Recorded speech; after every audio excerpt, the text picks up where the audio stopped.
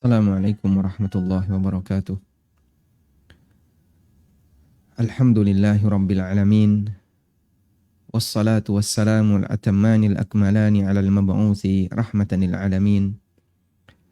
Wa ashhadu an la ilaha illallah wahdahu la syarika lah. Wa ashhadu anna Muhammadan abduhu wa rasuluh. Sallallahu alaihi wa ala alihi wa sahbihi wa sallama tasliman katsira, thumma amma ba'd. Alhamdulillah, puji syukur kita haturkan kehadiran Allah Azza wa Jal. Di pagi hari ini, kembali kita akan membaca buku tafsir salat. Dan insya Allah kita memasuki satu bab baru, yaitu fikih dan tafsir untuk bacaan amin. Bacaan amin ini di luar dari Al-Fatihah. Sehingga kalau ada orang yang membaca Al-Fatihah tanpa membaca amin, baik di dalam salat maupun di luar salat, apakah Fatihahnya batal? Jawabannya tidak batal. Karena amin dengan Al-Fatihah ini dua bacaan yang berbeda. Al-Fatihah surat tersendiri yang kita baca dalam salat dan itu merupakan rukun salat.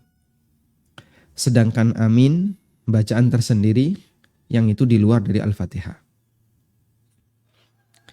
Setelah membaca Al-Fatihah ketika salat, Anda bisa perhatikan di buku.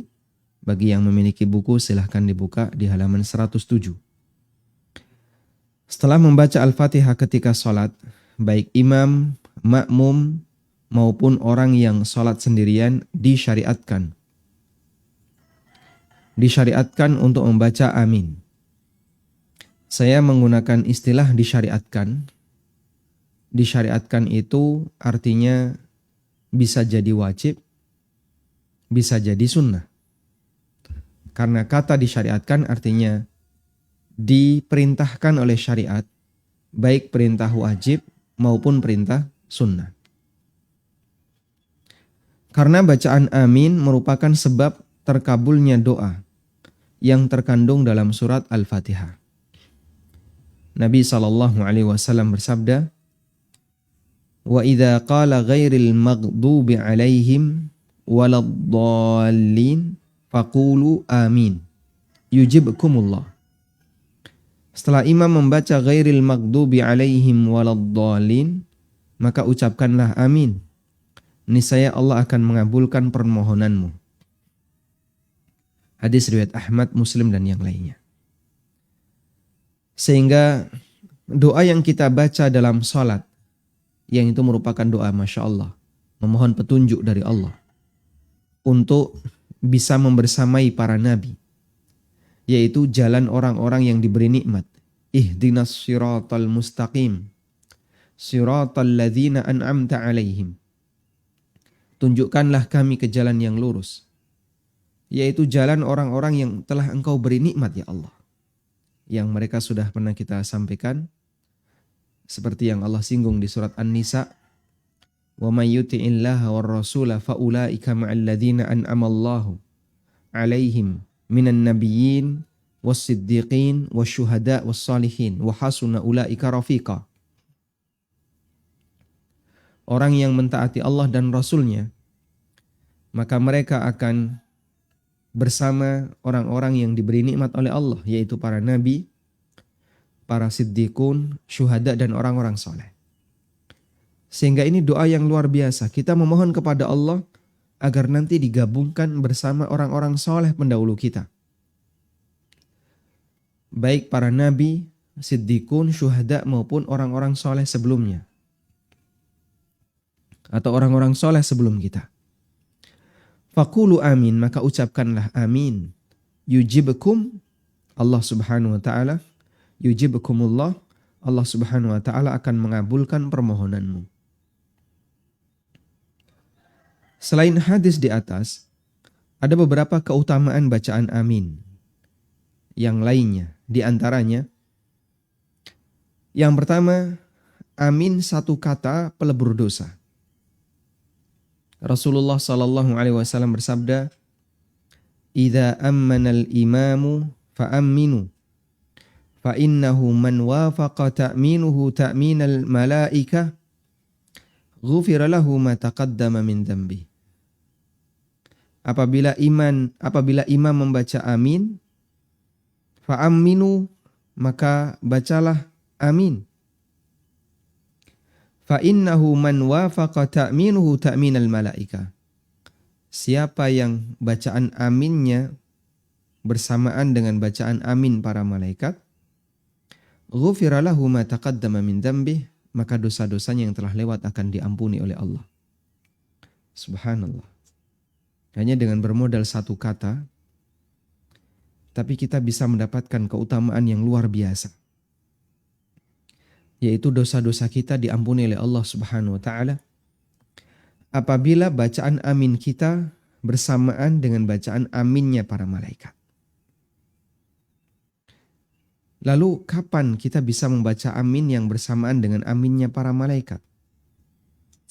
Padahal kita tentu tidak tahu kapan malaikat ini mengucapkan amin. Syekh Abdurrahman Al-Bassam rahimahullah menjelaskan bahwa malaikat yang dimaksud adalah malaikat yang ikut menyaksikan sholat jamaah tersebut. Baik malaikat yang ada di bumi maupun yang ada di langit.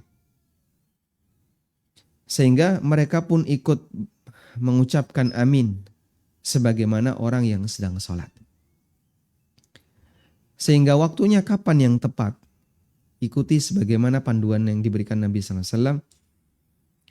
Beliau mengatakan, wa idza qala ghairil maghdubi alaihim waladdallin, apabila imam selesai mengucapkan ghairil maghdubi alaihim waladdallin, faqulu amin, maka ucapkanlah amin. Berarti waktu mengucapkan amin adalah pasca imam atau selesai imam mengucapkan waladdallin. Maka makmum langsung menyambut dengan bacaan amin. Sebagaimana ini yang sudah kita praktekkan sehari-hari. Jika kita melakukan itu ada harapan besar, Allah Subhanahu wa ta'ala akan mengampuni dosa-dosa kita. Semoga amin kita bersamaan dengan aminnya para malaikat. Yang kedua, amin hanya ada pada syariat Nabi Muhammad sallallahu alaihi wasallam. Sedangkan syariat sebelum kita, mereka tidak melakukan amin selain yang dilakukan oleh Musa alaihi salatu wassalam bersama Harun. Nabi Muhammad sallallahu alaihi wasallam bersabda, "Ma hasadatkumul yahud. Ma hasadatkumul yahudu ala syai'in. Ma hasadatkum ala salami wa ta'min." Tidak ada perbuatan yang membuat Yahudi semakin hasad. Di sini ada yang salah cetak ya. Tertulis apa itu? Hasan ya. Yang betul hasad. Tidak ada perbuatan yang membuat Yahudi semakin hasad kepada kalian. Karena sebenarnya Yahudi itu sudah punya hasad kepada kaum muslimin. Dan dia semakin hasad kepada kaum muslimin dalam kondisi tertentu. Terutama adalah kondisi salam dan amin. Tidak ada yang membuat Yahudi semakin hasad kepada kalian selain salam dan ucapan amin. Sehingga mereka kalau mendengar kaum muslimin baca amin, mereka itu sakit hati. Melihat bagaimana kaum muslimin itu kompak, bagaimana kaum muslimin itu satu iya satu kata. Saat mereka mengucapkan amin begitu imam selesai membaca Al-Fatihah. Imam Al-Qurtubi rahimahullah menjelaskan, kalimatu amin lam takun qablana illa li Musa wa Harun alaihi wassalatu wassalam. Kalimat amin belum ada pada umat sebelum kita kecuali yang dilakukan oleh Musa dan Harun. Kemudian beliau menyebutkan dalilnya yaitu firman Allah Ta'ala di surat Yunus ayat 88-89 yang menceritakan tentang doanya Musa alaihissalatu wassalam untuk kebinasaan Fir'aun. Musa mengucapkan Wa qala Musa rabbana innaka ataita fir'auna zinata wa amwala. Musa mengatakan, ya Allah, engkau telah memberikan kepada Fir'aun berbagai macam perhiasan dan harta. Liyudillu an sabilik. Sehingga dengan sebab itu dia sesat dari jalanmu. Rabbana tmis ala amwalihim. Karena itu ya Allah, hancurkanlah hartanya. Sehingga Musa mohon kepada Allah Subhanahu wa taala agar hartanya Firaun dihancurkan oleh Allah taala. Dan Allah Subhanahu wa taala datangkan berbagai macam peringatan bagi Firaun dan bala dan para sekutunya. Mulai dari Allah datangkan Al-Jarad. Allah datangkan belalang. Sehingga belalang itu menghabiskan semua tanaman yang dibanggakan oleh orang Mesir. Mereka begitu bangga punya sawah yang pengairannya lancar karena mengandalkan sungai Nil. Sehingga dengan sebab itu mereka bisa memiliki banyak sekali bahan makanan. Allah Subhanahu wa taala datangkan Al-Jarad. Allah datangkan belalang yang menghabiskan seluruh tanamannya. Kemudian Allah Subhanahu wa taala juga datangkan al-kummal, kutu. Sehingga Masya Allah ya, sampai rambut mereka itu tengteleler tumo. Kutu itu banyak sekali muncul dalam diri mereka. Allah juga datangkan ad-difda, ad-dafadi. Allah datangkan kata. Setiap kali mereka membuka tudung makanan, keluar kata. Bahkan kata itu berserakan di mana-mana di rumahnya. Kemudian Allah datangkan juga darah. Waddam. Allah datangkan darah. Setiap kali mereka menuangkan air, itu jadi darah. Sampai disebutkan dalam sebuah riwayat, kalau Bani Israel menuangkan air, itu tetap jadi air. Tapi begitu orang Mesir yang ngambil wadah itu, lalu dituangkan, jadi darah, Pak. Sehingga mereka selalu diliputi dengan perasaan jijik. Di sini darah, di sini darah, di sini darah. Sebagai peringatan yang diberikan oleh Allah Subhanahu wa taala untuk orang Mesir agar mereka tidak mengganggu Bani Israel yang dipimpin oleh Musa alaihissalatu wassalam. Kemudian Allah sebutkan bahwa Harun alaihissalatu wassalam ketika itu membaca amin, mengaminkan doanya Musa. Lalu Allah katakan, qad ujibat da'watukuma. Sungguh telah dikabulkan doa kalian berdua. Sungguh telah dikabulkan doa kalian berdua. Padahal yang berdoa Musa. Namun dengan lafaz kami, Rabbana, Rabbana, Rabbana, dan Harun mengaminkan. Maka Allah Subhanahu wa taala merespon doa Musa dengan mengatakan, qad ujibat da'watukuma. Doa kalian berdua telah dikabulkan. Artinya doa Musa dianggap sebagai doa berdua karena Harun ketika itu mengaminkan doanya Musa alaihissalatu wassalam. Sehingga di sini dalil bahasanya Harun telah membaca amin. Tapi Pak, kita perhatikan orang-orang Nasrani kalau berdoa baca apa? Amin. Amin apa amin? Amin. Ya. Mereka baca amin. Orang-orang bule, orang-orang barat kalau berdoa mereka juga baca amin. Berarti kan amin ada dalam ajaran Nasrani. Jawabannya mereka ikut-ikutan kaum muslimin. Sehingga mereka membaca amin sebagaimana kaum muslimin baca amin. Ya, cuman kan ada sedikit imalah amin, amin ya. Ya karena semua Inggris ya. Namun asal usulnya ini berasal dari syariat Nabi Muhammad sallallahu alaihi wasallam. Di mana bacaan amin itu tidak ada pada umat sebelum Nabi Muhammad sallallahu alaihi wasallam. Sehingga mereka hasad ketika kaum muslimin melakukannya, akhirnya mereka ikut-ikutan. Baik, tadi kita sudah singgung bahasanya bacaan amin itu disyariatkan. Lalu apa status hukumnya? Apakah wajib, ataukah mustahab, ataukah anjuran?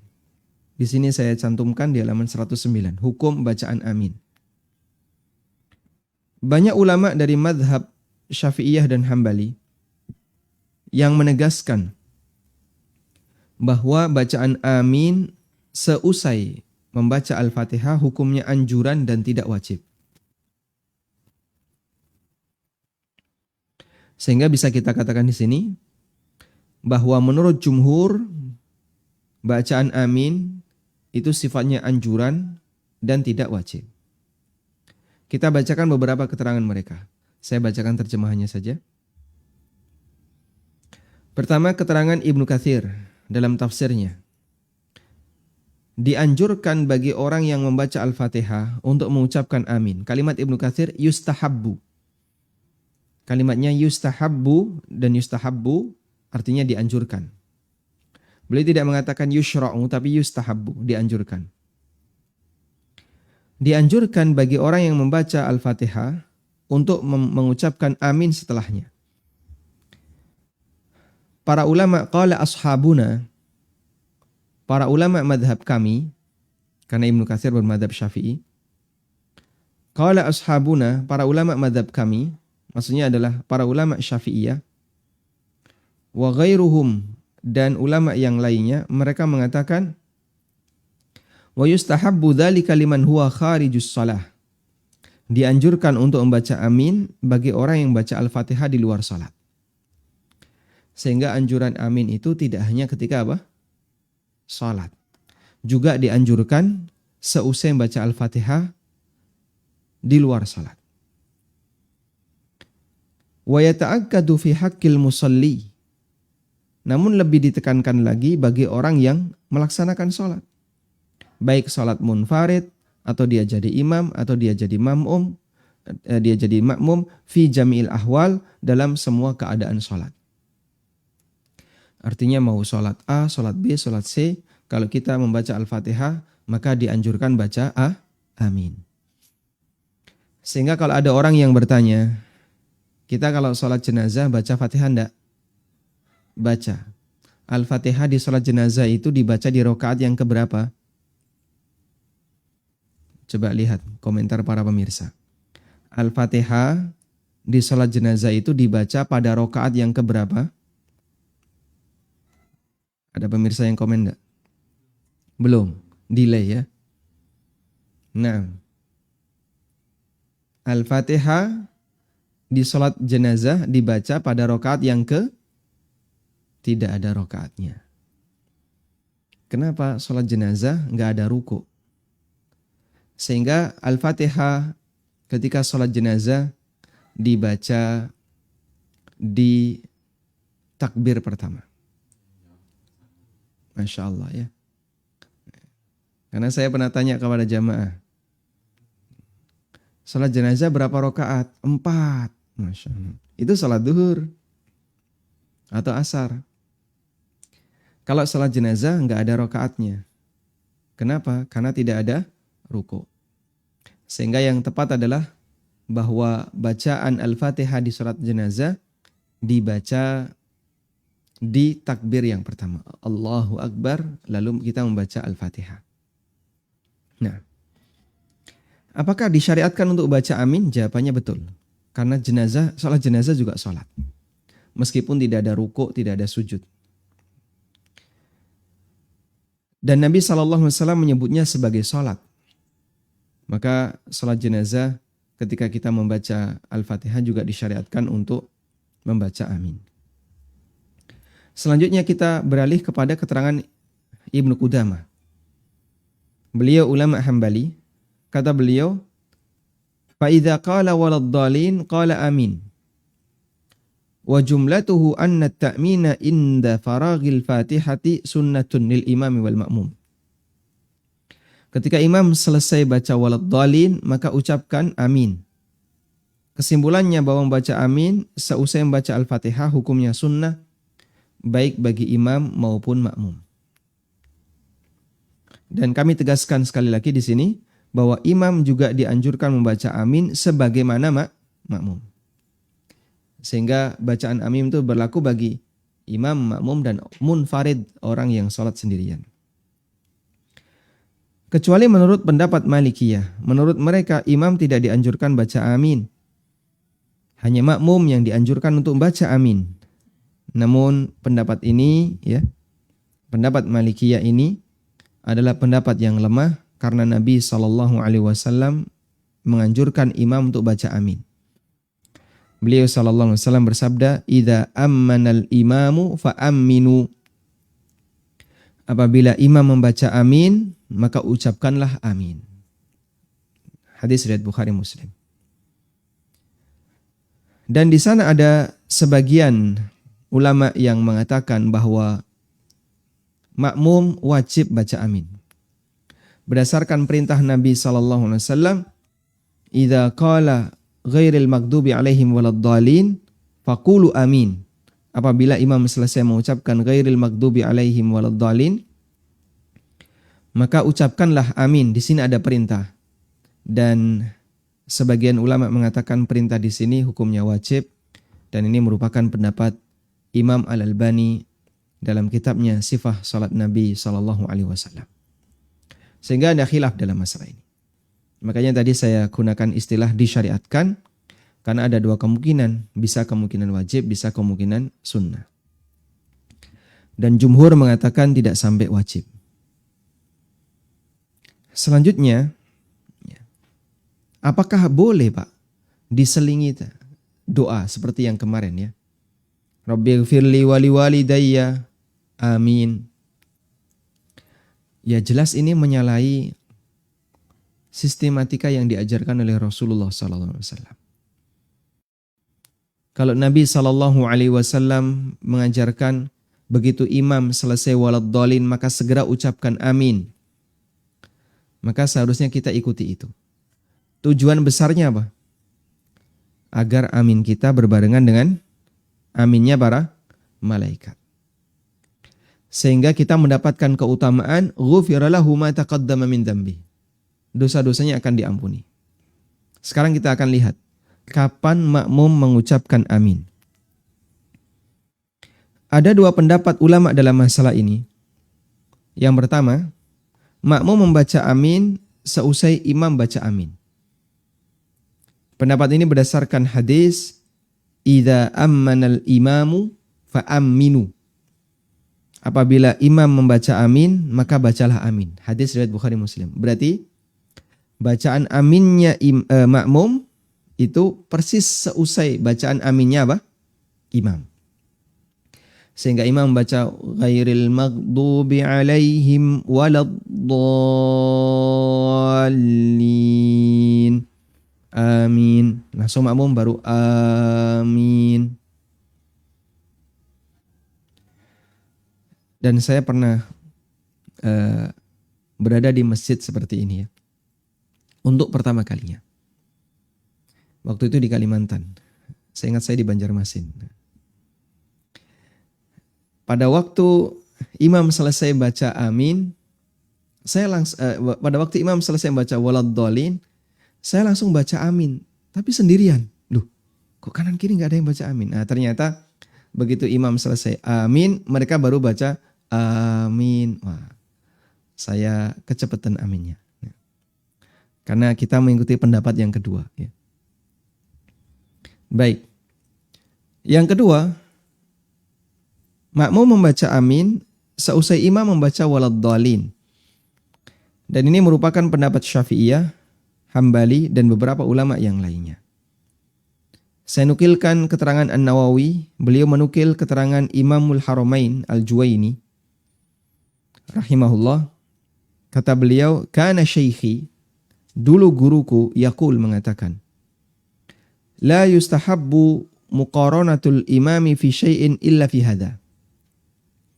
Tidak dianjurkan bagi makmum untuk membarengi imam dalam ucapan dan gerakan selain dalam bacaan ini. Maksudnya adalah dalam bacaan amin. Maksudnya dalam bacaan amin. Pendapat ini berdalil dengan hadis dari Abu Musa al-Ash'ari radhiyallahu anhu, di mana Nabi SAW bersabda, "Wa idza qala ghairil maghdubi 'alaihim waladdallin faqulu amin yujibkumullah." Setelah imam selesai membaca ghairil maghdubi 'alaihim waladdallin, maka ucapkanlah amin, yujibkumullah, niscaya Allah akan mengijabai doa kalian. Allah akan mengabulkan permohonanmu. Dan insya Allah pendapat inilah yang lebih mendekati, yaitu pendapat yang kedua, bahwa makmum membaca amin setelah imam usai membaca waladdallin. Sebagaimana ini yang dijelaskan, ini dengan jelas ditunjukkan dalam hadis Abu Musa al-Ash'ari radhiyallahu anhu. Ibnu Qudamah mengatakan, maudhi'u ta'minihim wa huwa aqibi qaulil imam waladdallin li'annahu maudhi'u ta'minil imam liyakuna ta'minul imami wal ma'mumin fi waqtin wahid muwafiqan li ta'minil malaikah. Kata Ibnu Qudamah, waktu makmum membaca amin adalah setelah imam mengucapkan waladdallin, karena ini juga waktu amin bagi imam, sehingga bacaan amin imam dan makmum dilakukan dalam waktu yang sama, bertepatan dengan aminnya malaikat. Masya Allah. Karena kalau aminnya makmum setelah aminnya imam, berarti nanti aminnya makmum pasti beda dengan aminnya imam. Pertanyaan, terus yang bareng dengan aminnya malaikat yang siapa? Imam atau makmum? Ya. Bisa dinyalain lagi? Nah. Yang jadi pertanyaan adalah, yang bareng dengan aminnya malaikat yang mana? Aminnya imam ataukah aminnya makmum? Sehingga kalau kita mengambil pendapat yang pertama bahwa makmum mengucapkan amin setelah imam mengucapkan amin, berarti pasti bacaan aminnya imam dan makmum nggak bakalan pernah seragam. Nah, terus yang jadi pertanyaan, ini yang barengi aminnya malaikat yang mana? Imam atau makmum? Andaikan yang barengi aminnya malaikat adalah makmum, berarti imam tidak punya kesempatan doanya, tidak punya kesempatan dosanya diampuni oleh Allah Subhanahu wa taala. Dan itu merugikan imam. Dia nggak dapat fadilah seperti ini. Sebaliknya, kalau yang bertepatan dengan aminnya malaikat adalah aminnya imam, maka makmum yang sekian banyak itu jumlahnya, dia tidak mendapatkan kesempatan untuk mendapatkan fadilah ampunan dosa. Sehingga kalau kita mengambil pendapat itu bareng, maka insya Allah itulah yang lebih relevan ya. Sehingga kalau bareng, dua-duanya punya kesempatan untuk mendapatkan fadilah berupa ampunan dosa. Dan insya Allah inilah yang lebih mendekati berdasarkan hadis Nabi SAW, faman wafaqa ta'minuhu ta'minal malaikah ghufira lahu ma taqaddama min dambi. Siapa yang aminnya bertepatan dengan aminnya malaikat, maka dosa-dosanya akan diampuni. Walhamdulillahirabbil alamin. Dan jamaah, kita kalau membaca amin, yakini bahwasanya ada fadilah semacam ini. Sehingga kita akan lakukan bacaan amin itu dengan semangat. Karena kita berharap dosa kita diampuni oleh Allah Subhanahu wa taala disebabkan bacaan ini. Selanjutnya kita akan bahas tentang posisi amin itu dikeraskan ataukah dipelankan. Dikeraskan ataukah dipelankan. Ulama berbeda pendapat dalam masalah ini. Pendapat pertama, kalimat amin dibaca pelan. Ini merupakan pendapat sebagian Malikiyah dan Hanafiyah. Alasannya adalah bahwa amin termasuk doa, dan dalam berdoa membaca pelan lebih utama dibandingkan dengan suara yang keras. Karena Allah Subhanahu wa taala memerintahkan agar kita ketika berdoa itu tidak boleh dengan suara keras.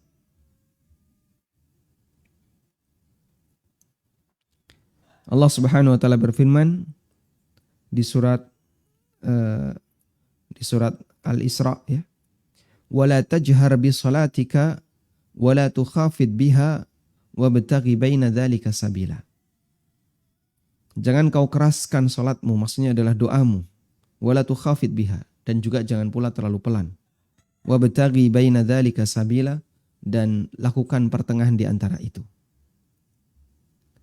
Dalam ayat yang lain Allah Subhanahu wa taala mengatakan ya, bahwa kita tidak boleh untuk mengeraskan doa. Innallaha la yuhibbul mu'tadin. Karena sesungguhnya Allah Ta'ala tidak menyukai orang yang melampaui batas. Ada di surat Al-A'raf ayat 55. Ud'u rabbakum tadarru'an wa khufyah innahu la yuhibbul mu'tadin. Berdoalah kepada Rabb kalian diiringi dengan tadarru', merendahkan diri, wa khufyah, dan disertai dengan perasaan takut. Innahu la yuhibbul mu'tadin. Sesungguhnya Allah tidak menyukai orang yang melampaui batas. Yaitu berdoa sambil teriak-teriak gitu ya. Karena yang kita panggil adalah Zat yang Maha mendengar.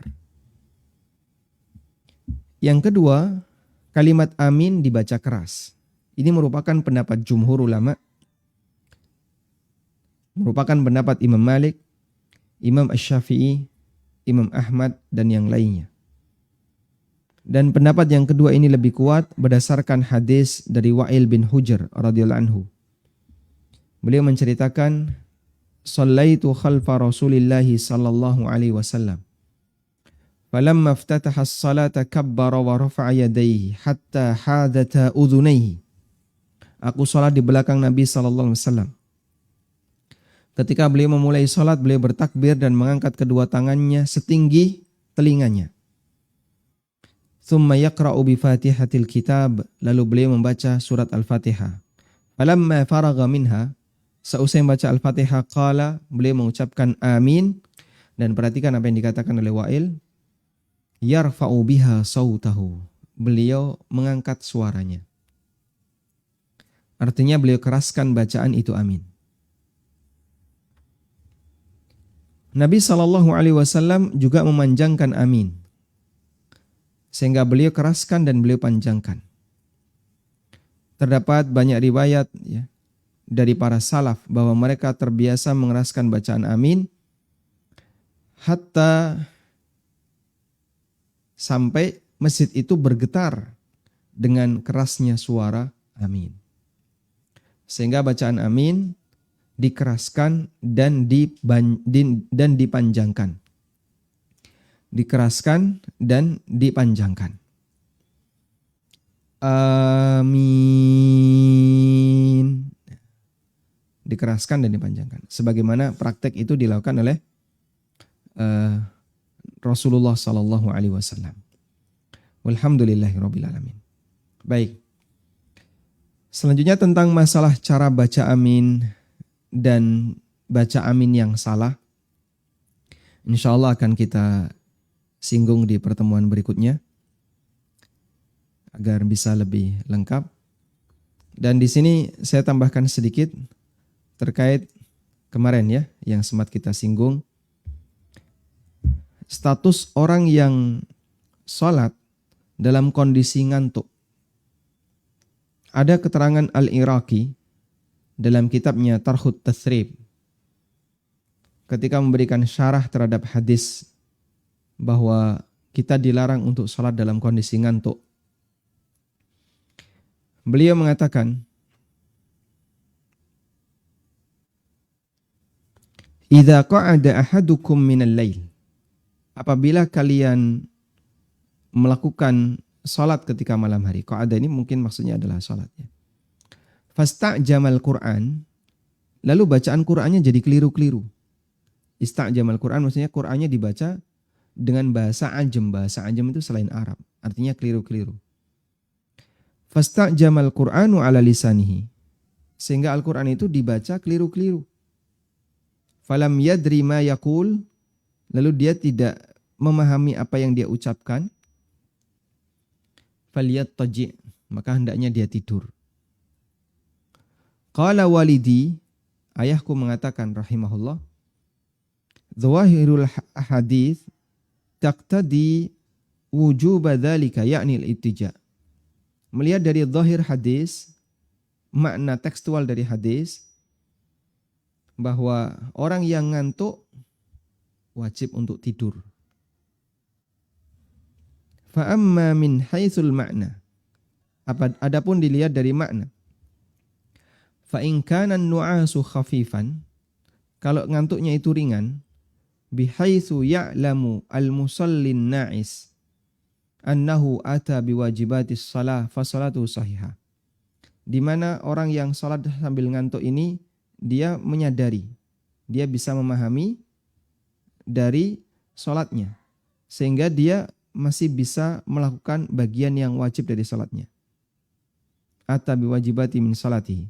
Dia bisa melakukan salatnya. Dia bisa melaksanakan wajib salatnya. Fasalatuhu sahihatun, maka salatnya sah. Bisa share screen?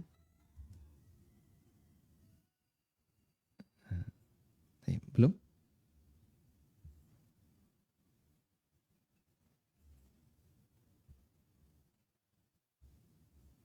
Baik. Nggak perlu diulang ya, jamaah. Saya lanjutkan aja. Wa in kana bihaitsu la ya'lamu ma atabihi minal wajibat. Tapi kalau dia ngantuk dan sampai dia hilang sadar sehingga tidak melakukan bagian yang wajib. Misalnya sujud yang pertama dia ngantuk ketiduran. Terus bangun, bingung dia. Ini tadi sujud pertama atau kedua, bingung dia. Bahkan kadang bingung, ini saya ngapain di sini nih? Padahal dia sedang salat. Fa salatuhu ghairu sahihah, maka salatnya batal. Wa hadza 'amun fi salatil fardhi wan nafli kama dzakara an-Nawawi annahu madhhabul jumhur. Dan ini umum mencakup salat sunnah dan salat wajib sebagaimana keterangan An-Nawawi, dan ini merupakan pendapat jumhur ulama. Walhamdulillah. Sehingga jamaah yang dimuliakan Allah, kasus orang yang ngantuk itu ada dua ya.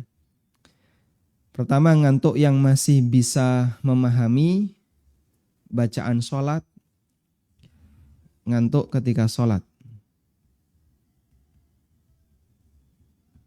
Ngantuk ketika salat ada dua. Pertama, dia berposisi sebagai makmum. Maka di sini ikuti saja gerakan imam. Insya Allah salatnya aman. Sehingga sekalipun ngantuk dia tetap bergerak, naik turun dia bergerak. Artinya dia melakukan rukun dia lakukan, wajib-wajib salat dia lakukan. Ya. Meskipun bisa jadi ketika tasyahud ya, tiba-tiba tangannya jatuh, gitu kan? Ya. Jadi pada waktu berisyarat begini, tiba-tiba tangannya jatuh, kaget dia. Nah, terus dia baca tasyahud. Imam salam, dia nggak salam-salam, masya Allah ya, khusyuk banget. Ini kok nggak salam-salam? Ternyata tidur. Kalau sampai dia tidur seperti itu terus tiba-tiba noleh belum salam dan dia belum baca tasyahud, belum baca sholawat, ya sudah sholatnya batal, silahkan diulangi. Nah, yang kedua, bagi orang yang sholat sendirian, munfarid. Bagi munfarid, orang yang sholat sendirian. Ini kan gak ada yang diikuti. Karena dia sendiri pengendalinya. Terus bagaimana? Ada dua kondisi tadi ya. Ada ngantuk ringan, ini sah sholatnya. Ada ngantuk berat, ini sholatnya batal. Lalu batasan ringan dan berat apa? Batasannya adalah apakah dia masih bisa melakukan bagian yang wajib dari sholat itu ataukah tidak. Kalau dia masih bisa megangi sholatnya, ini bagian yang wajib saya amalkan, ini bagian yang gak wajib, atau ini yang sunnah, ini rukun, dia masih bisa megangin sholatnya. Meskipun ngantuk ringan seperti ini, sholatnya sah. Tapi kalau sampai hilang ingatan, ya sudah, sholatnya batal. Sehingga kalau batal, silahkan dipakai tidur dulu. Sehingga sholatnya tidak dilanjutkan, dipakai tidur. Nah, kemudian nanti kalau sudah ngantuknya hilang, silahkan ulangi sholatnya.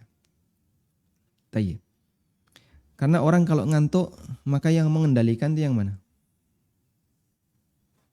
Yang mengendalikan adalah ngantuknya. Kita itu dikendalikan oleh ngantuk. Ada beberapa sifat di mana sifat itu mengendalikan kita. Pertama, ngantuk itu. Ngantuk itu mengendalikan kita. Sehingga kita nggak bisa mengendalikan ngantuk. Melawan ngantuk, Masya Allah, susahnya. Tapi ngantuk ngelawan kita. Yang kedua, marah. Orang kalau marah, itu marahnya yang mengendalikan dia. Bukan dia yang mengendalikan amarahnya. Makanya Allah katakan ketika Musa marah, ya,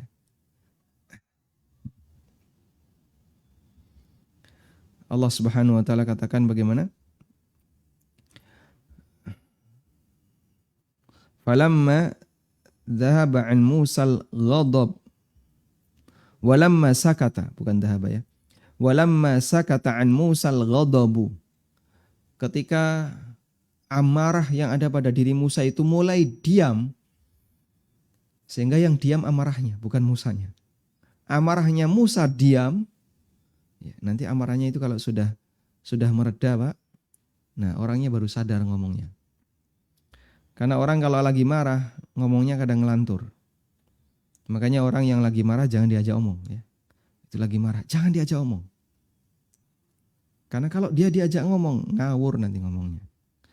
Sama juga orang yang ngantuk. Orang yang ngantuk jangan diajak ngomong. Ngantuk ditakoni. Ya. Jadinya ngelantur jawabannya. Masya Allah. Wallahu ta'ala alam. Wa sallallahu ala nabiyyina Muhammadin wa ala alihi wa sahbihi wa sallam. Donasi pembangunan Madinah Islamic Primary School Unit Kerajaan. Yayasan Amal Abadi Indonesia Ustadz Aminur Bait STBA Hafizahullah saat ini tengah membangun gedung sekolah dasar Tahfizul Quran Madinah Islamic Primary School atau STTQ MIPS Unit Kerajaan. Gedung ini dibangun di atas tanah seluas 646 meter persegi.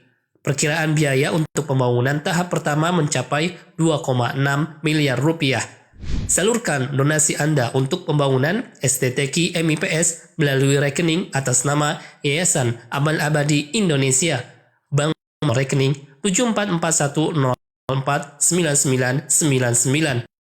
Konfirmasi dan info donasi hubungi 082 12345 7441. Jazakumullahu khairan. من ذا الذي يقرض الله قرضا حسنا يضاعفه له وله أجر كريم.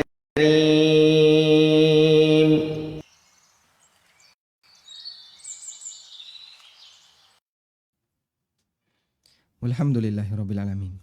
Baik, selanjutnya kami persilakan bagi Anda yang mau bergabung. Silahkan. Waalaikumsalam warahmatullahi. Silahkan. Ustaz mau nanya, kalau saya waktu sholat tahajud itu nunggu sholat subuh itu ketiduran, sholatnya batal enggak? Wudhunya batal enggak? Nah, Ya, baik. syukran Ustaz. Barakallahu fikum. Mohon. Apakah tidur itu membatalkan wudhu ataukah tidak? Ulama khilaf dalam masalah ini. Dan pendapat yang lebih rajih wallahu ta'ala alam. Ini pendapat yang dinilai lebih kuat oleh Syekhul Islam dan beberapa ulama yang lainnya. Tidur itu ada dua ya. Yang pertama adalah tidur yang ringan. Di mana ketika dia tidur itu masih bisa merasakan suasana di luar. Sehingga anaknya nangis masih dengar, ya. Istrinya masak kejeblosan minyak tok, nah, dia dengar, wah istri saya itu kejeblosan minyak, ya dia. Kemudian ada suara-suara kanan kirinya, termasuk khotib berkhutbah, dia kadang dengar. Padahal dia ketika Jumatan itu Masya Allah posisi kepala sudah di bawah Pak. Saking ngantuknya.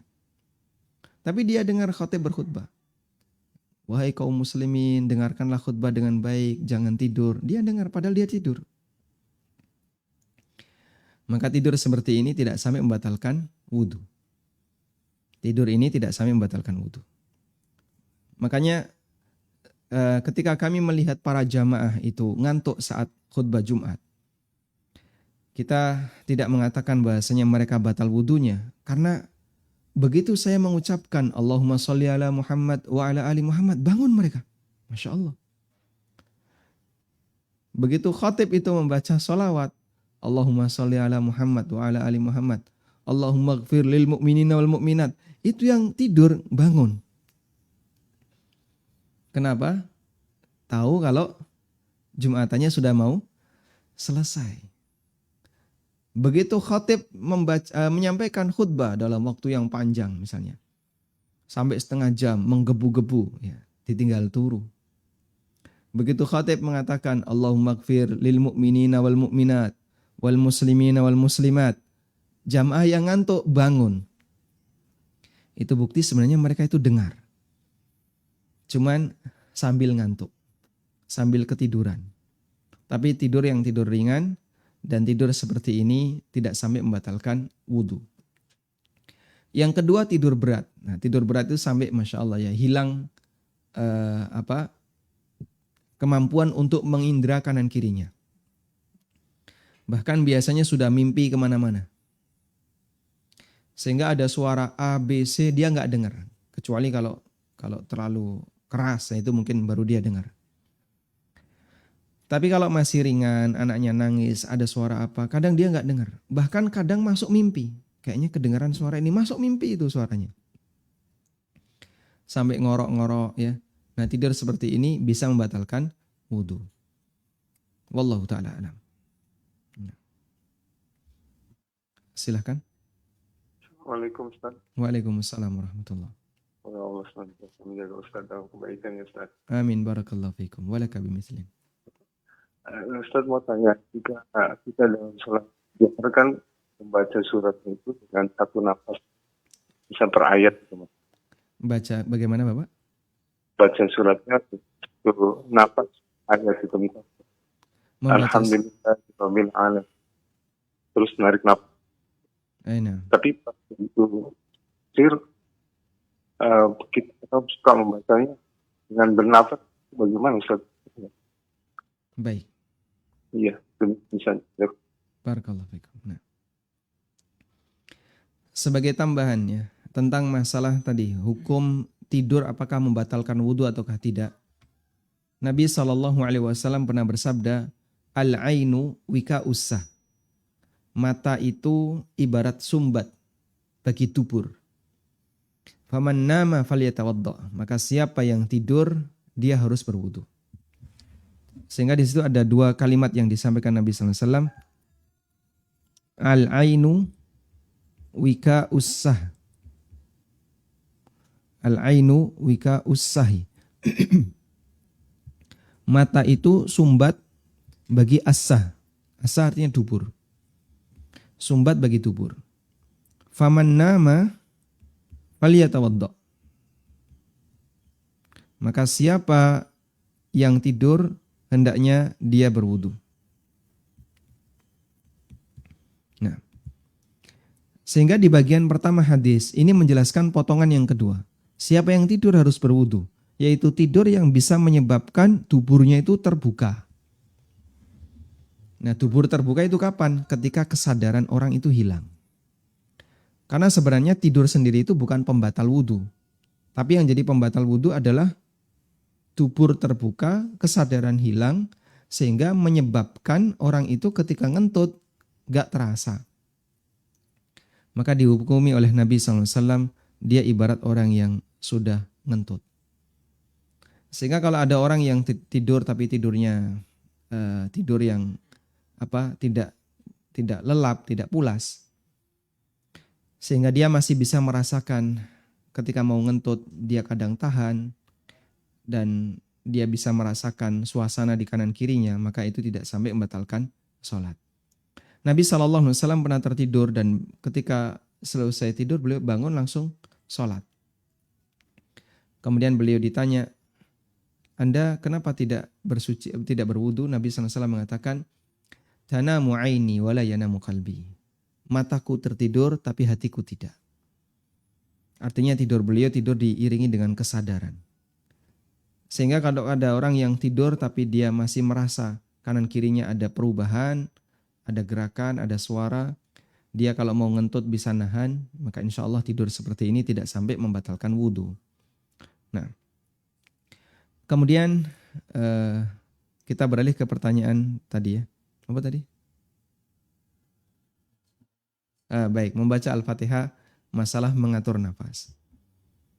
Mengatur nafas dalam bacaan Al-Fatihah. Sebenarnya praktek mengatur nafas dalam baca Quran ini ranahnya ahli qiraah. Artinya apa? Ini tidak masuk dalam pembahasan fikih ya. Sehingga bagaimana teknis mengatur nafas ketika baca Quran? Apakah harus setiap ayat kita mengatur nafas atau bagaimana?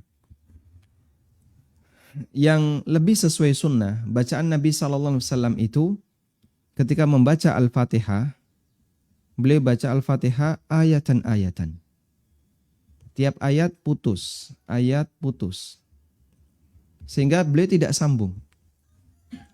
Maka beliau membaca Alhamdulillahi Rabbil Alamin, Ar-Rahmanir Rahim, Maliki Yaumiddin, Iyyaka na'budu wa iyyaka nasta'in.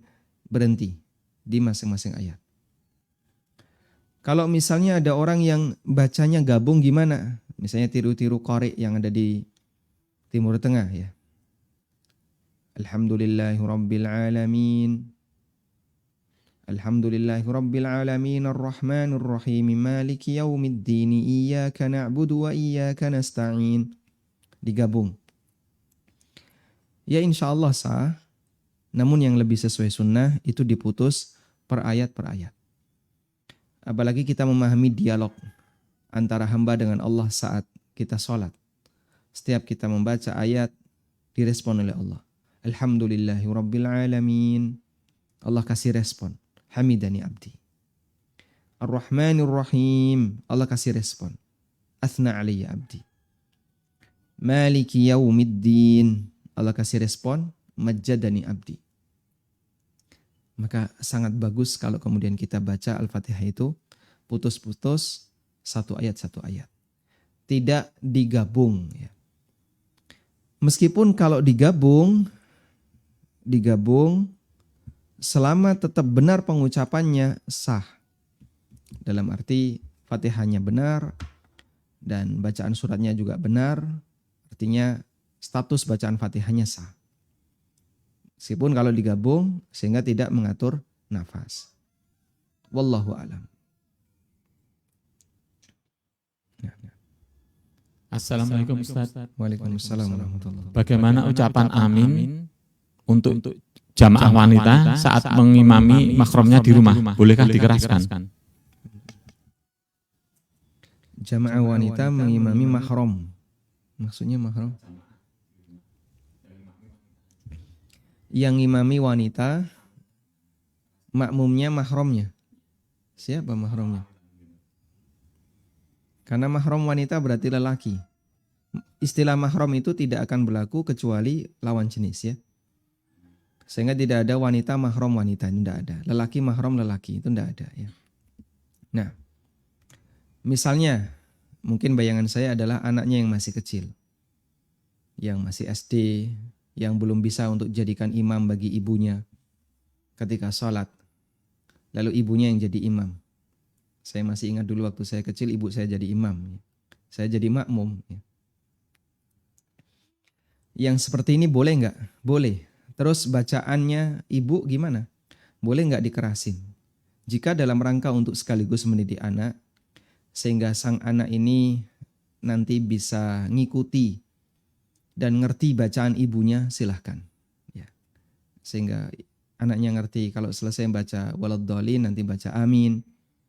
anaknya ngerti bacaan Fatihah yang benar seperti ini, insya Allah tidak masalah, sebagaimana praktek yang dilakukan oleh Ibnu Abbas radhiyallahu anhuma.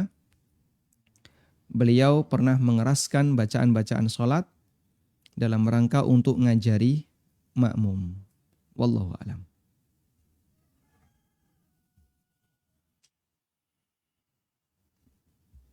Apakah kita tetap mengatakan amin apabila bacaan Fatihah imam tidak fasih atau menyelisih makna dari surat Al-Fatihah tersebut? Tentang salah membaca Al-Fatihah. Salah baca Quran itu disebut dengan lahan. Salah baca Quran. Ini dinamakan dengan istilah lahan. Disebut dengan lahan.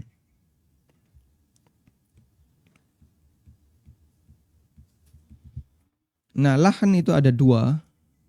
Ada lahan khafi.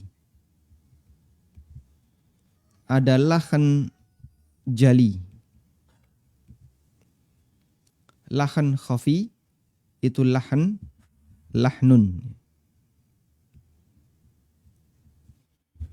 Lahan khafi itu lahan yang tidak mengubah makna.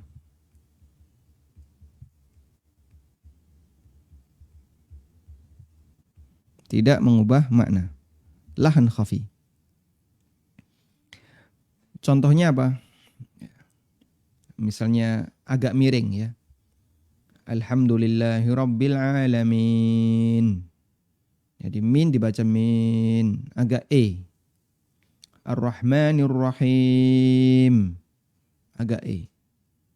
Maliki yaumiddin. Ya. Dan saya menjumpai ada imam seperti itu. Dia kalau baca semu e. Maliki yaumiddin. Jadinya roto e.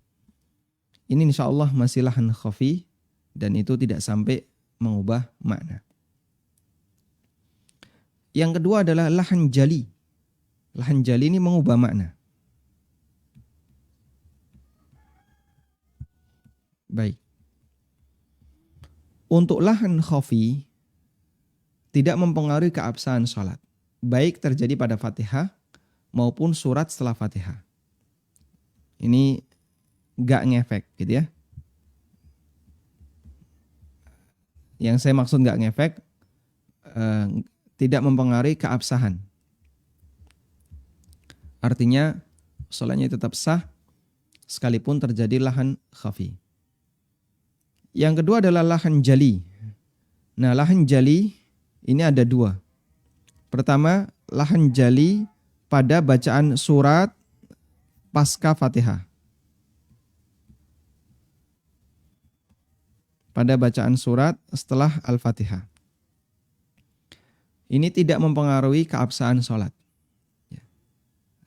Tidak pengaruh ke keabsahan.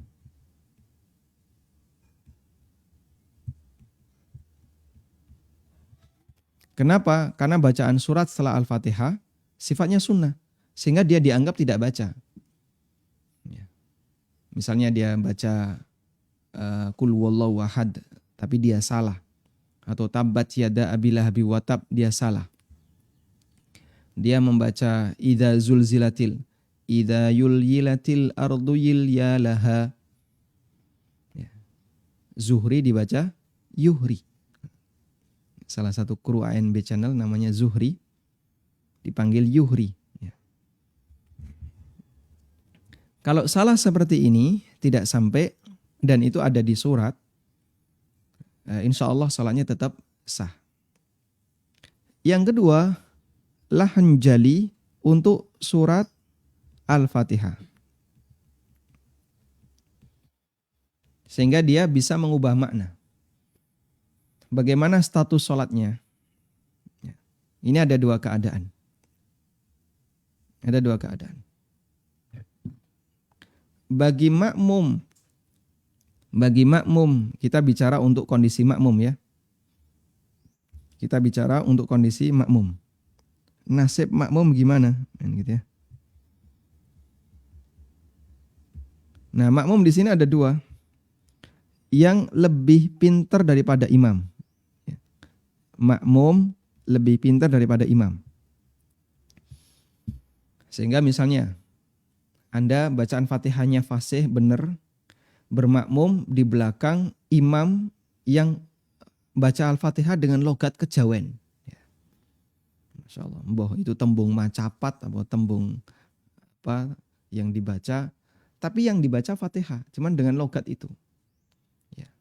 Kayak imam-imam yang di pelosok-pelosok ya, kampung itu kadang seperti itu.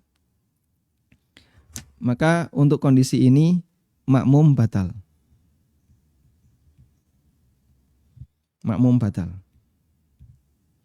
Makmum yang bisa membaca Al-Fatihah lebih fasih dibandingkan imam ini statusnya batal.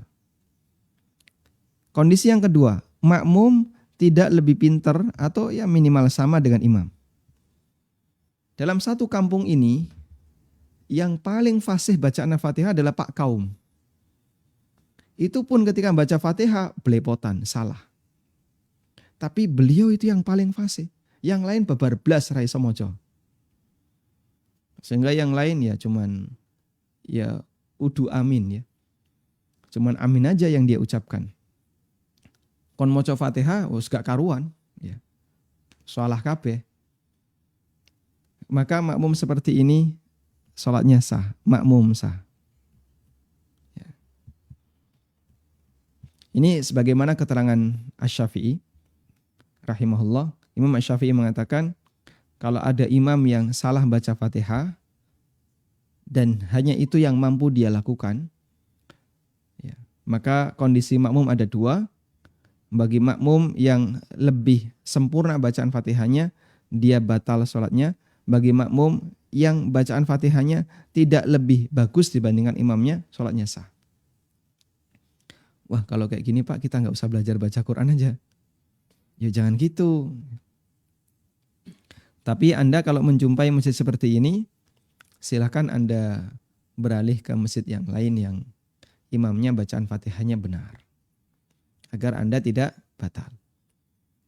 Sehingga di sini kita tidak bahas dari sisi apa amin dan tidaknya, tapi kita bahas dari sisi sah dan tidaknya. Wallahu a'lam. Nah. Assalamualaikum warahmatullahi wabarakatuh. Waalaikumsalam warahmatullahi wabarakatuh. Afwan Ustaz, tanya. Di masjid dekat rumah saya itu ada dua masjid, yang satu dia setelah sholat ada zikir bersama dan ada salah satu masjid yang tidak zikir bersama. Yang mana sebenarnya yang lebih afdal Ustaz? Yang zikir setelah sholat bersama atau yang tidak Ustaz? Ya itu saya. Syukran jazakallahu khair. Wa jazakallahu khairan. Baik. Mana yang lebih afdal antara praktek A dan praktek B? Yang lebih afdal adalah yang lebih sesuai sunnah. Yang lebih afdal, yang lebih sesuai sunnah. Dan dzikir di zaman Nabi SAW itu tidak bersama, tidak diseragamkan. Bahkan praktek itu diingkari oleh sahabat Ibnu Mas'ud radhiyallahu anhu. Beliau pernah dilapori oleh Abu Musa al-Asy'ari. Di masjid ini ada orang yang melakukan praktek yang kita nggak pernah ketemu di zaman Nabi SAW. Lalu Ibnu Mas'ud tanya kepada Abu Musa, "Lah kenapa kamu diam saja?" Lalu kata Abu Musa, "Ya, saya nggak berani untuk mengingatkan karena ada kamu." Akhirnya Ibnu Mas'ud yang datang.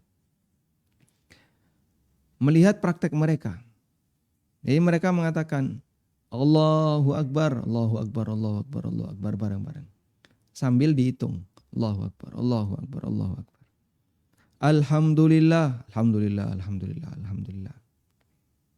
Ya. Kemudian apa lagi misalnya? Subhanallah, Subhanallah, Subhanallah, Subhanallah. Lalu diingkari oleh Ibnu Mas'ud. Ya. Diingkari oleh Ibnu Mas'ud. Kenapa kalian melakukan seperti ini? Padahal sahabat Nabi masih banyak. Ya. Baju beliau belum kering. Masih basah, artinya baju beliau masih utuh, masih bagus. Artinya kalian itu hidup di zaman yang tidak jauh dari zaman Nabi SAW. Kok sudah melakukan praktek seperti ini? Lalu mereka mengatakan kepada Ibnu Mas'ud radhiyallahu anhu, "Ya Aba Abdillah, ya Aba Abdurrahman, Ma nuridu illa khaira. Wahai Ibnu Mas'ud, kami tidak ada keinginan ini kecuali kebaikan. Jawab Ibnu Mas'ud, kam mim muridil khairi la yusibu. Betapa banyak orang yang menghendaki kebaikan tapi dia nggak dapat. Kenapa? Salah praktek. Niatnya tidak disalahkan oleh Ibnu Mas'ud.